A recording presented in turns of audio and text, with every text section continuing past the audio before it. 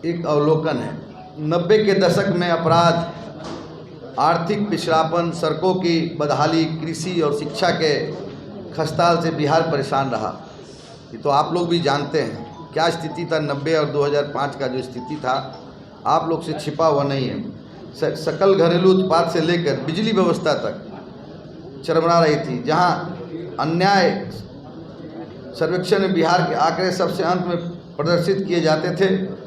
सकल घरेलू उत्पाद जहां 2.3 मतलब कि 2.3 4.9 के बीच करा रहा था, वहीं पिछले एक दशक से के अंतराल में बिहार ने सफलता के आयाम गढ़े। माननीय मुख्यमंत्री नीतीश कुमार जी के नेतृत्व में जनता दल यूनाइटेड सरकार बिहार के नया सवेरा लेकर आई। 90 और 2005 का दशक रोंगटे खड़े होने वाला था। जब से मुख्यमंत्री 2005 में बने तब से बिहार की स्थिति क्या था और अब क्या है, इसके लिए मैं आपको बताना चाहता हूँ। नीतीश कुमार जी के राज में बिहार को नई पहचान मिली, विकास के विभिन्न आयाम मिले। आज बिहार का नाम देश में सबसे तेज़ी से उन्नति की ओर अग्रसर वाले राज्य में लिया जाता है। आज हम सब्जियों के उत्पादन और चौथे और फल के उत्पादन में 8वें स्थान पर है। 8वें स्थान पर है। हमारी लगभग 80% आबादी कृषि व्यवसाय में है, जो भारत के औसत से कहीं अधिक है। कृषि उपज के देश के पूर्वी राज्य में सबसे आगे है। वित्तीय सेहत की बात करें तो बिहार लगातार 5 साल में राजस्व अधिशेष रेवेन्यू सरप्लस वाला राज्य बना रहा। राजस्व अविशेष से बेहतर वित्तीय प्रबंधन तक सूचक माना जाता है। यानी राज्य के पास वेतन, पेंशन, पूंजीगत व्यय समेत जितने तरह के खर्च हैं उसकी तुलना में राजस्व की प्राप्ति कर्ज से कुल मिलाकर ज़्यादा रुपया आ जाते हैं। जबकि 2005 के पहले सरकार को वेतन और पेंशन देने के लिए कर्ज लेना पड़ता था। वर्ष 2018-19 में सरकार द्वारा प्रस्तुत बजट में भी हमारा राजस्व अधिशेष करीब रुपया 21.311 करोड़ का है। हमारे राज्य बिहार के आंकड़ों की अगर हम दूसरे राज्य से तुलना करें तो हम देख पाएंगे कि वर्ष 2011 से लगातार हम सकल राज्य घरेलू उत्पाद में अनवरत 10 के आंकड़े पार हैं तथा वर्तमान में हम झारखंड, उड़ीसा और छत्तीसगढ़ के सकल राज्य घरेलू उत्पादन के आंकड़ों हमेशा 9.3, 9.19, 8.99 से आगे 10.3 पर है। तब महाराज जैसे संसाधन संपन्न राज्य भी हमसे बहुत दूर नहीं, जब हम आपको 10.46 के अंकों को पार कर लें। भारत सरकार की संस्था इंडिया ब्रांड एक्टिविटी फाउंडेशन के हाल में आंकड़ों के अनुसार हमारे विकास की दर अन्य राज्य को विकास दर से कहीं 14.50 प्रदर्शित है। वित्तीय वर्ष 2018-19 के लिए प्रस्तुत बजट में बिहार के विकास हेतु सशक्त आधारभूत संरचना, शिक्षा, ऊर्जा तथा विशेष कृषि और विशेष ध्यान देते अधिकांश राज्यों से ज़्यादा 32.1256 करोड़ रुपया से शिक्षा के विकास के लिए 17.397 करोड़ रुपया, सड़क निर्माण के लिए 10.256.66 करोड़ रुपया, ऊर्जा विकास में मत अपमानित किया गया है। ये तो आपको हम दे ही दिए हैं, इसको आप पढ़ लीजिएगा कि नीतीश कुमार जी के राज में कितना तरह का विकास हुआ। आज जो बिजली का स्थिति था बिहार में, साक्षरता दर 1991 में क्या था 32.32, 2005 में साक्षरता दर 47.00 था। 2025 में क्या अंतराल है देखिए बीच का 74.30। साक्षरता दर में कितना बढ़ोतरी हुआ है। बस गांव में विद्युतीकरण, गांव में क्या स्थिति था, हम लोग भी गांव में भी रहते थे। जब हम लोग गांव में जाते थे तो जनरेटर का इस्तेमाल करते थे। बिजली क्या स्थिति था। अब देखिए 1991 में कोई डाटा मौजूद नहीं था, 2005 में 22% विद्युतीकरण हुआ था और 2025 में 100% विद्युतीकरण हुआ पूरे गांव में, पूरे बिहार में। ये मामूली चीज़ नहीं है, ये नीतीश कुमार जी का विजन है। बिहार का कुल बजट पहले कितना था? 1991 में 8,000 करोड़। 2005 में जब नीतीश कुमार जी मुख्यमंत्री के पहले जो बजट था पति पत्नी के राज में 23,885 करोड़। आज के डेट में 2025 में 3,17,000 करोड़ का बजट है। आप समझ लीजिए कितना अंतराल है। और लोग कहता है कि बिहार में विकास नहीं हुआ है। मैं तो विपक्ष में पूछना चाहता हूँ, कैसा विकास चाहते हैं? आज क्या था सड़क का स्थिति? आप लोग भी गांव से जुड़े हुए हैं। किशनगंज से पटना आने में कितना समय लगता था? सासाराम कैमूर से पटना आने में कितना समय लगता था? वाल्मीकि नगर से पटना आने में कितना समय लगता था? सड़क पुल पुलिया इस तरह बिछा। आज पटना की क्या स्थिति है? लोग जो पटना में 10 साल बाद आ रहे हैं तो कहता है तो पटना बदल गया। इतना पुल पुलिया बना है, ये नीतीश कुमार जी का देन है। पर व्यक्ति आय कितना था पहले?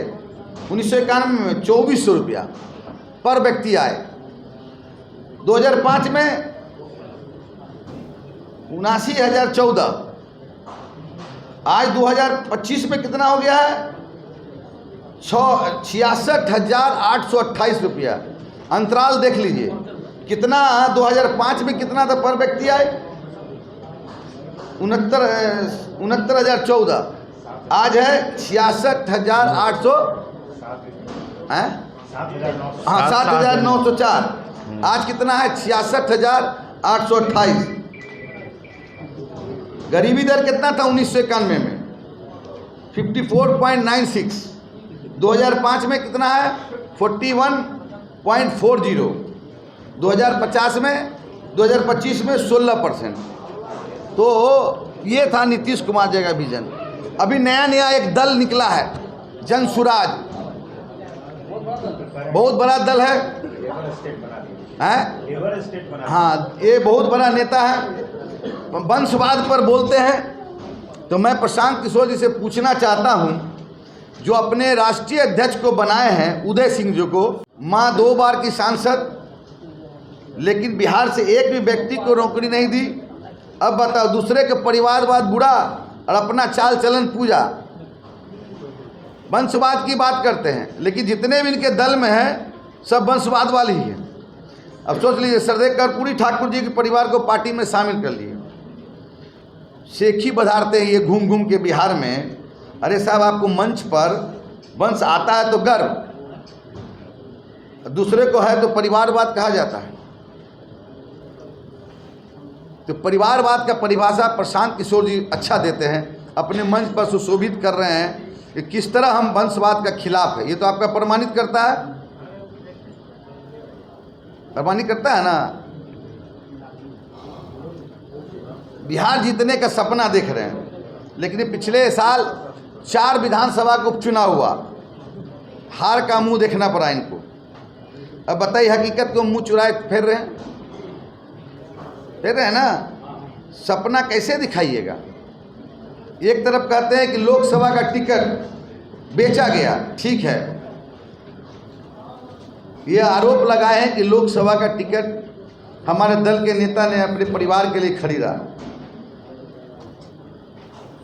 दूसरी इंस्टांस में उन्होंने कोई हिसाब से जिसने टिकट बेचा उस आदमी की तारीफ करते हैं। यानी कि अगर हम टिकट खरीदे हैं तो बेचने वाला जो है उससे क्यों नहीं पूछते हैं? ये डबल मुंह वाला गेम क्यों खेलते हैं? अशोक चौधरी जी को एक सम्मानित व्यक्ति है, मंत्री हैं, तुतपुंजिया नेता कहते हैं। खुद एमएलए एमएलसी चुनाव हार बैठे हैं, फिर भी खुद को बड़का नेता समझते हैं। पूरे बिहार में घूम रहे हैं, पूरे बिहार में घूम घूम के आत्मविश्वास जगा रहे हैं कि जन सुराज में जुड़ो। 4 चुनाव हुआ, उपचुनाव में उनको पता चल गया अपना हैसियत का।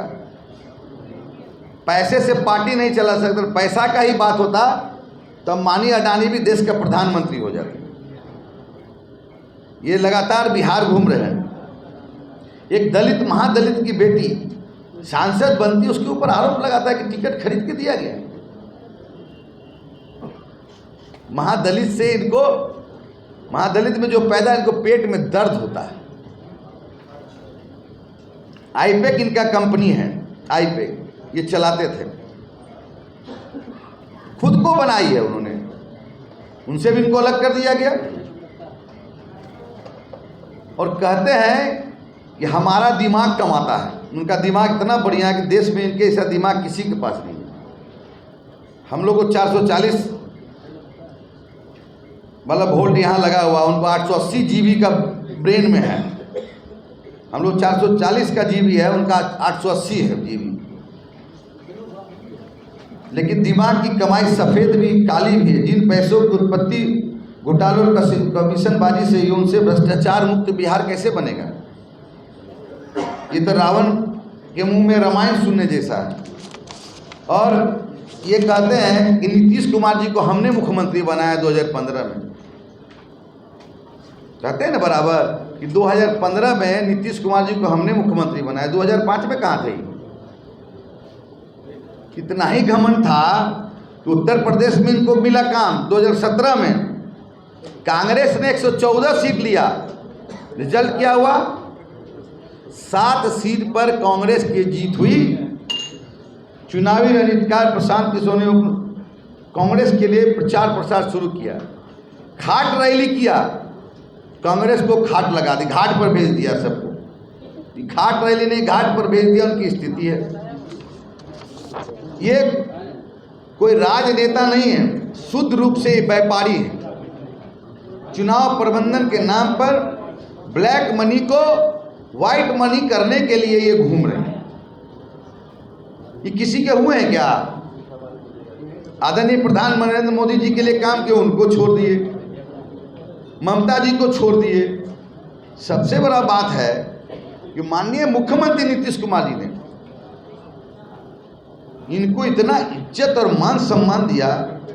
7 नंबर में इनको घर में रखा, साथ में खाना खाते थे, साथ में घर में रहते थे, वहीं सोते थे, वहीं से फोन लगाते थे कि मैं मुख्यमंत्री आवास से बोल रहा हूँ प्रशांत किशोर। वो व्यक्ति हमारा नेता नीतीश कुमार जी के बारे में बोलता है कि मानसिक रूप से बीमार है, मानसिक रूप से बीमार है। हमको आश्चर्य लगता है कि जो प्रशांत किशोर जी का जितना उम्र है, उतने दिन के तजुर्बा राजनीति में नीतीश कुमार जी को है। उनके बारे में अनाप शनाप बोलना, शर्म नाम का जो आदमी की आंख में पानी नहीं है, इस आदमी को एक बात जान जाइए। क्या नहीं किया मुख्यमंत्री इनको ने? उपाध्यक्ष बनाया। मालूम है आप लोग, आज मैं राज बताना चाहता हूं, इनका डिमांड था कि हमको डिप्टी सीएम बना दीजिए। ये कुर्सी के लिए घूम रहे हैं। क्या किए घूम के विकास का काम? कितने आदमी को नौकरी दिया इन्होंने? कितने लोग आईपेक के लोग, बिहार के लोग जी काम कर रहे हैं। ये सबको ठगने का काम करते हैं, ये आपको बता देते हैं। सबको ठग रहे हैं। ठगने वाला जान गया कि 4 चुनाव में क्या हो गया स्थिति। जो उम्मीदवार था, मैं जानता हूं बेलागंज में जो भी वोट आया उम्मीदवार को आया, इनके नाम पर कहीं नहीं वोट आया। तरारी चल जाइए, रामगढ़ चल जाइए, क्या स्थिति हुई। ये कहते हैं कोर्ट में जाएंगे नीतीश कुमार जी के लिए, मानसिक संतुलन बिगड़ गया है। पहले अशोक चौधरी से ना निपटे, जो बोले कि पैसा लेके अपना बेटी के लिए टिकट खरीदे, उनसे तो पहले निपट ले कोर्ट में। ये लोगों को ठगने का काम करते हैं, सब जगह से ठग के बिहार को अपना बनाए हैं शरण स्थल। केवल ये ठगने का काम कर रहे हैं। इनका जो 2025 में है, इनका बोरिया बिस्तर समेट को फिर जाना पड़ेगा इनको दूसरे जगह काम करने के लिए। इसलिए मैं आपसे इतना ही कहने आया हूँ कि छोटी मुंह बड़ी बात नहीं होनी चाहिए। इनके पास कुछ विजन नहीं है, ये पैसे के बल पर ये राजनीति कर रहे हैं। जान जी, ये ब्लैक मनी को व्हाइट मनी करने के लिए घूम रहे हैं बिहार में। जितना गाड़ी घूम रहा है, जितना खर्चा कर रहे हैं, हाई सबको यहाँ बिहार में लाके खड़ा कर दिए, पैसा के वेतन दे देकर, गाड़ी दे देकर, जितना गाड़ियाँ हैं जो साबित करे ही। और जो इनका संपत्ति है, जैसे कितना पैसा खर्च किए ये सार्वजनिक करे, कहाँ से इनको चंदा आया है, सार्वजनिक करे। लेकिन सार्वजनिक नहीं करेंगे, बिहार घूमेंगे और सबको ठगने का काम करेंगे। संजय जी, सवाल है मेरा, सवाल ये है, एक मंत्री पद के लिए बोला उन्होंने। हाँ, उन्होंने कहा हमारे नेता को कि डिप्टी सीएम बना दीजिए हमको। इतना महत्वाकांक्षी व्यक्ति कोई दुनिया में नहीं मिलेगा, जान जाइए। इनको उपाध्यक्ष बनाए, सब चीज दे दिया इनको, इतना मान सम्मान। घर में रहकर 7 नंबर में रहते थे, घर में 7 में खाना खाना, जिस थाली में खाए उसी में छेद कर रहे हैं। कितना उम्र इनका है, उनके बारे में ही बोलते हैं अनाप शनाप। 2015 में जब ये पार्टी में आए तब डिप्टी सीएम बना दीजिए। कितना मान सम्मान किसी को नहीं मिला जितना नीतीश कुमार जी ने इनको दिया। संजय जी, एक सवाल ये है कि आपने कहा कि इन्होंने जाके टिकट बेचने का बात, लेकिन अब सवाल ये खड़ा होता है कि जिन पर ये आरोप लगा रहे हैं कि टिकट जिन्होंने बेचा अब उसी के संपर्क में चले गए, वही तो बोले, उनसे ना पूछना चाहिए, डबल गेम नहीं खेलना चाहिए, उनसे ना पूछना चाहिए। अशोक चौधरी महादलित परिवार से आता, उसके ऊपर आरोप लगा दिए, तो कोर्ट में गए हैं, उनको तो जवाब देना होगा। सुप्रीम कोर्ट में ले जाएंगे, माफी नहीं मांगे। वो अपने आगे किसी को समझ रहे हैं। देश का सबसे सर्वमान्य नेता प्रशांत किशोर जी, स्वाभिमानी व्यक्ति, इससे बड़ा कोई देश में नहीं पैदा लिया। तो चिराग के साथ प्रशांत जा रहे हैं, ये हम कहाँ कह रहे चिराग के साथ जाने प्रशांत, कभी कहे हम क्या? ये तो बातचीत चल रही है आपस में। आप जानते हो, हम तो इस पर नहीं सवाल पर बोले हैं। संजय जी, चिराग पासवान के सांसद हैं अरुण भारती जी, उन्होंने कहा कि नीतीश कुमार ने बिहार को जंगल राज से खींचकर यहाँ तक लाए और बिहार बहुत आगे बढ़ा, बहुत अच्छा हुआ। लेकिन अब यहाँ से आगे एक युवा शक्ति की जरूरत है जो बिहार को आगे लेकर जाएगा। तो इशारा साफ था कि नीतीश कुमार अब यहाँ क्विट करें और उसके आगे चिराग पासवान को दिया जाए। आपको लगता है कि ये परिस्थितियाँ आ गई हैं? ऐसा है कि बिहार में मुख्यमंत्री का कोई वैकेंसी नहीं है। निश्चित रूप से आप कान खोल के सुन लीजिए, नीतीश कुमार जी जितना काम किया है, आप लोग प्रेस मीडिया के सब लोग हमारे भाई हैं, आप लोग भी बिहार में रहे हैं, जितना काम नीतीश कुमार जी ने कोई किया है क्या? कोई वैकेंसी है क्या सीएम का? यहाँ कोई वैकेंसी नहीं है, गलतफहमी में कोई नहीं रहे। युवा शक्ति के बारे में बोल रहे हैं, तो युवा शक्ति, युवा तो देश को संभाल रहा है, युवा शक्ति कोई माइनस कर सकता है क्या?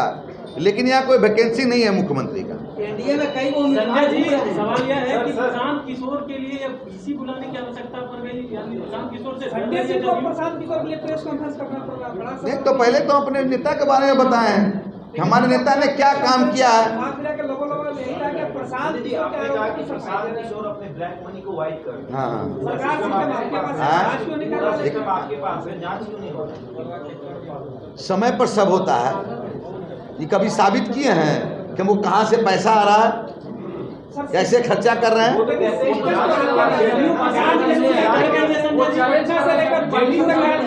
एक एक करके पूछे ना। जेडीयू प्रशांत किशोर से डर गई है, जिसकी वजह से आपको। हम लोग क्यों डरेंगे? 4 चुनाव में तो पता चल गया ना। हमने तो पूरा हमारे नेता ने जो काम किया पहले वो बताया। ये था, एक एपिसोड एक था, दूसरे एपिसोड में इन्होंने हम कहा प्रशांत किशोर जी पर।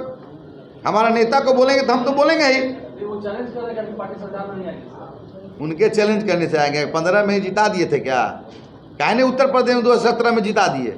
114 सीट में 7 सीट पर कांग्रेस सिमट गई। खाट रैली किए, घाट पर भेज दिए कांग्रेस को। लेकिन जेडीयू सर पहले प्रशांत किशोर को नोटिस नहीं लेती थी, ज्यादा ही चर्चा। वही नोटिस ले रहे हैं, बात जो करेगा तो उस पर बोलेंगे ही हम। तो सर बहुत सारी बात क्या क्या बोला आप तो सुने हैं ना। इनकी स्वास्थ्य मानसिक स्थिति का हमको तो लगता है सबसे डिटेल प्रशांत किशोर हो गए हैं। समझ गए ना? चर्चा सब हो रहा है जदयू में। कोई चर्चा नहीं हो रहा है। चुनाव से पहले प्रशांत किशोर भारी पड़ते हुए दिख रहे हैं के लिए। कोई नहीं कुछ कर सकता है। अच्छा मेरे तेजस्वी बोल रहे हैं नीतीश कुमार अचेत हो चले तेजस्वी बोल रहे हैं नीतीश कुमार अचेत हो गए। जब साथ में तो ठीक थे, अलग हो गए तो अचेत हो गए। साथ में बहुत अच्छा लग रहे थे, अलग हट गए पावर से तो अचेत लग रहे हैं।